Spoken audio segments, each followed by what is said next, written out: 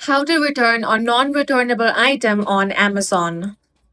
If you want to return a non-returnable item on Amazon, simply follow these steps. Step 1 is to launch open the Amazon app on your device. Now log into your account.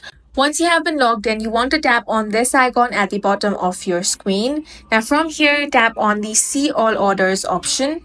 From here, you want to scroll down and find the item that you want to return. Then you want to look for the return items option, tap on that. If you do not find the return item option, you can find need help with your item option, tap on that. If that option is also not available, then you can simply head over to the customer support. For this, tap on the profile icon again. Here, scroll down and find the option of need help, contact customer support. Then select I cannot return this item.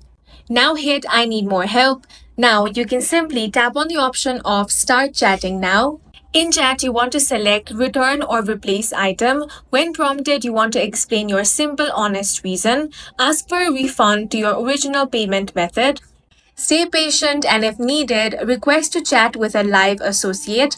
Confirm the refund details and then you can hang up the chat. Now, you want to watch for your refund in a few business days, and that's it for this video. If you found it useful, make sure to hit the like button and subscribe for more videos like this.